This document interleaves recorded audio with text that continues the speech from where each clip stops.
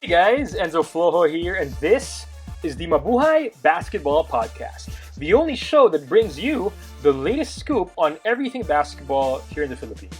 Whether you're a diehard fan, a casual observer, or just looking for some good old-fashioned hoop talk, you've come to the right place. So whether you're a fan of the PBA, the UAAP, the NCAA, Gilas, or any other league in the Philippines, we've got you covered. And if you're just discovering the exciting world of Philippine basketball, we're here to guide you through every dunk, crossover, three-pointer, and controversial college transfer. So get ready to be entertained, informed, and inspired as we delve into the world of Philippine basketball. This is the Mabuhay Basketball Podcast. Let's talk some hoops. Hey guys, Enzo Flo here again, and this is the Mabuhay Basketball Podcast. In this episode, and it's a bit of a late record and late upload, but in this episode, we'll talk about whether over-recruiting is an actual thing or if it's just an invention of, some spiteful fans or mga naiinggit and stuff like that. As always, we're going to spotlight some fan reactions, fan comments, and as always, we will also spotlight, some articles that have been posted online by our friends from the media. And, this kind of issue or concern is pretty hot right now because it's born out of the recruiting war, the recruiting tug-of-war between, a few big programs in college sports, specifically in college basketball and specifically in the UAAP. Okay, and we're talking about, the top teams, top programs. You have UP, Ateneo, LaSalle. These three schools, of course, getting, I would say, a lion's share maybe of the big names, yung mga matutunog na names, no? In terms of recruits coming from high school into college, and a couple even, not yet graduating from high school, but they're still in grade 11, going to grade 12 for next school year. No? For now, let's spotlight this article that came out on here we go, no? On ESPN.ph. This is from our fellow colleague from the media, Normie Riego. The title of this article is UP Fighting Maroons on over-recruitment claims. If you want to be the best, you have to get the best of the best. Now, Normie, of course, a long-time media guy in the Philippines, one of the top guys if you're following high school sports, juniors division. He's one of the guys to follow. So he writes, for the fourth year in a row, the University of the Philippines has owned most of the headlines in the college basketball offseason. Already armed with 4 of the top 10 high school players and a handful of Filipino foreigners as new recruits, the Fighting Maroons seem to be all set for now until the foreseeable future. Just like they were in 2019 when they got Kobe Paras, 2020 when they scored Carl Tamayo, Zave Lucero, and Malik Diouf, and 2022 when they welcomed Henry Galinato and Aldous Torculas. At the same time as the additions, though, come the subtractions. From Will Gozum to Bismarck Lina, and from Juan Gomez Deliano to James Spencer. State U now has a long list of players who have left earlier than expected. And so for the fourth year in a row as well, UP is being seen by many as perpetrators of so-called over-recruitment. Indeed, only one ball can be played with, and only 5 players can be on court. On average, a team counts 9 players in its regular rotation, meaning almost half of the 15-man lineup, more often than not, spends much of its time on the bench. The Fighting Maroons don't see it that way, though. And I think Normie goes on to quote Coach Bo Perasol, who is the current program director of the UP Fighting Maroons men's basketball team. Coach Bo says, hindi tayo nag-over-recruit. Tingin ko, kaya lang nasasabi yun, kasi yung nire-recruit namin is puro quality players. Marquee players. Pero sa totoo lang, 19 lang ang pool natin for next season. Lampas-lampas pa yung ibang program dyan. wala nga tayong Team B. Now, to be clear, none of those who've exited have outright stated, tama naman, no, that they've needed a breath of fresh air because it got too crowded in Diliman. And to be fair to Coach Bo, Coach Gold, and the UP Fighting Maroons, it's true. RC, Bismarck, Juan, even James, I don't think they've gone on record, on public, to categorically say that, it was too overcrowded or, over-recruitment in UP. Still, time has told that more often than not, those who leave UP earlier than expected fortunately found out that the grass was greener on the other side. There's one GDL and brother Javi as well as Paras, who became Asian quota imports in the B League. There's Spencer, who's also being eyed for an international stint. Most of all, there's Gozum, who only saw the floor for a total of 72 minutes in his 2 seasons in Maroon and Green before transferring to CSB and emerging as an NCAA MVP, all while leading the Blazers to the first finals in 2 decades. As always, however, context is king. Gozum played behind the likes of Paras and Bright Akweti, the GDLs, and Paras's plans were affected by the pandemic. Spencer is already the winningest fighting Maroon and may have very well felt he's done it all in the UAAP. And we're gonna quote Coach Bo again. Lahat sila, they were given the chance. Halos lahat nga sa kanila, 2 years with us, and all of that time, they had the opportunity. Pero tayo, tatanungin natin syempre kung ano ba ang rate of development, rate of improvement. Kailangan pa rin pag-aralan yung mga ganun. Okay? Sabi nga ni Coach Bo dito, let's just read all those quotes. No? Pag gusto mo lumaban sa best, you have to get the best of the best. And maglalaban-laban sila. Pinapaliwanag sa kanila yan, kaya bago sila pumasok sa programa, alam na nila yon. Pero bakit pupunta pa rin sila sa UP? Ang gusto kasi nila is yung opportunity to be in a winning program. Gusto nila magkaroon ng chance to compete with the best and ng chance manalo. Iniisip nila na kaya ako ni-recruit ng UP kasi they think I'm one of the best and kailangan ko to prove them right. Okay? State U takes pride in offering the best chance for prospects to be the best student and best athlete. It is and remains to be a school considered to be the best in the country, and it has and hopes to be a championship culture that's still gaining steam. Whether or not it has a problem of too much talent, UP believes it has a problem solver in the form of head coach Golden Monteverde, who's well known to get the most out of all his players.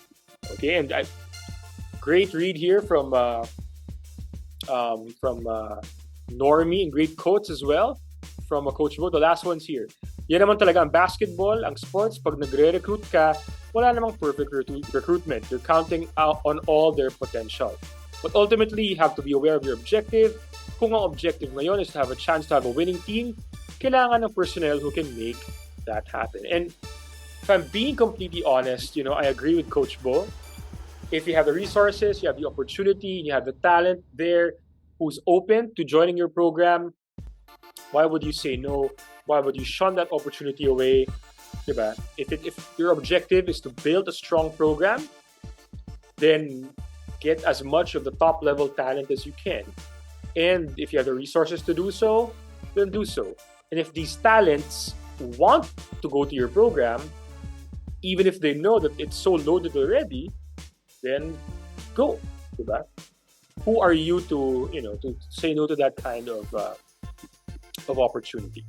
All right, now, a couple of weeks ago, I did post a poll again on Twitter about this. So let's read that poll. Is there such a thing as over-recruiting or over-recruitment? Okay, and overwhelmingly, 88% or close to 88% of you guys said yes, it is a real thing. Very, very interesting, no? Only 12% said no. Let's read some comments from some fans. Okay, this one's from Mike Cruz. Case in point now is UP. At the end of the day, players need enough playing time on actual games. Pag di nabigyan ng playing time, lilipat at lilipat yan. Same case for Migs Gozum, Will Gozum of UP. I think I read this in a previous episode already, but he thinks that Some players napapanis sa bench, nasisira sa bench pag hindi ginagamit, and then they blossom elsewhere. And that's a decision that ultimately the player has to reflect on and has to make as well. And again, remember, no, Coach Bo recruits, but it's Coach Gold who actually coaches the team. He's in charge of the rotation patterns and all those things, right? And when you recruit a player, you don't really have a guarantee how he's going to adjust to your culture, if he's going to be a cohesive piece in your team, how he'll perform in your practices, trainings, how he's going to adjust to a role in that team, and all those other things. Next, we have Ram Gonzalez saying, it's been the case with most moneyed basketball programs. Yung UP nga, recently lang ganyan. Pero look at Ateneo's Team Bs. Historically, they've had bunches of players who could have been starters for weaker teams. And, I'm from Ateneo. I coached in Ateneo with the juniors program. For the juniors, I can't say we're extremely deep. Okay, we've had some deep teams. We've had some top-heavy teams. But yung depth talaga, that's gonna be at the seniors level. No? Tama naman. I mean, I've seen some star players from other schools, from Xavier, from Sacred Heart Cebu, even from Ateneo High, who don't immediately go to Team A. They spend 1 to 2 seasons in Team B. Sometimes they spend all their 4 or 5 years in college in Team B even.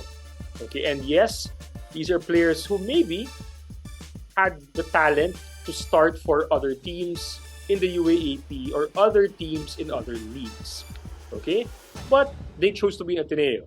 And maybe their objective was, or their priority was, not only basketball, but other stuff as well.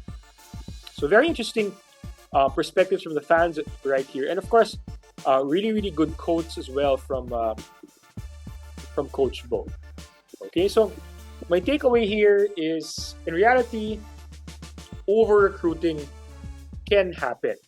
Okay, maybe it can happen unintentionally, but it can happen. Technically, when you over-recruit, you offer more, technically speaking, you offer more athletic scholarships or roster spots than you actually have available. Or you offer more spots than the, 16 or 18 that's allowed or that you can put together in the UAAP. Okay, that means you have an excess of athletes on your team. That's why you have a Team B. Okay, so if we're being very technical, yung mga may Team B, in essence, technically speaking, medyo yun yung may over-recruiting. Okay? The over-recruiting, of course, it can have negative impact or negative impacts or negative effects, negative consequences, no? For both the athletes and the program. For the athletes, it can lead to less playing time than you expect or that was promised to you maybe, or that you want. So less playing time, or maybe you'll even get cut from the team, or you'll just leave the team entirely. No? For the program, it can create a bit of a competitive level that borders on the toxic already. It can even lead to a toxic team culture. Not saying it automatically does, but it can lead to that. Okay, it might even decrease team cohesion, might cause some cracks in trust between the coaching staff and some of the players, and it might harm the program's reputation as well. Now, in the States, the US NCAA has regulations in place to prevent over-recruiting, okay, including putting hard caps or limits on the number of athletic scholarships that can be offered by each school in each sport for each team. Okay. However, we don't really have that here in the Philippines, no? Or at least I don't think we do. Okay? I'm not aware of any hard cap like that. And if we did, I think we're not so sure about whether we can actually strictly implement, police, reinforce these limits or hard caps. No? And I'm not even sure we can give sufficient oversight for that. But again, over-recruiting is a reality, especially in high-profile sports like men's basketball, where there is a lot of competition, a lot at stake, and a lot of top recruits, top athletes as well. On one hand, it can push athletes to compete and excel. On the other hand, it might lead to a trail of broken promises, maybe even broken dreams. If you like this topic, then you should like our future topics and discussions as well. As always, we're going to spotlight some fan comments because we value what you guys think. Our next episode drops tomorrow. Watch out for that. Mabuhay ang Philippine basketball. Mabuhay tayong lahat. Again, thanks for tuning in to this episode of the Mabuhay Basketball Podcast. We hope you enjoyed listening as much as we enjoyed creating it. So don't forget to follow, like, and subscribe so you never miss an episode. Also, feel free to leave a comment because we love that engagement. And who knows, maybe your comment might be featured next. You can also read my stuff on clutchpoints.com, Tiebreaker Times, and of course, FIBA.basketball. Follow me on Twitter at HoopNut or Instagram at TheHoopNut for more content and updates. Until next time, keep betting on yourself, shooting your shot, and seizing the moment. Mabuhay ang Philippine basketball.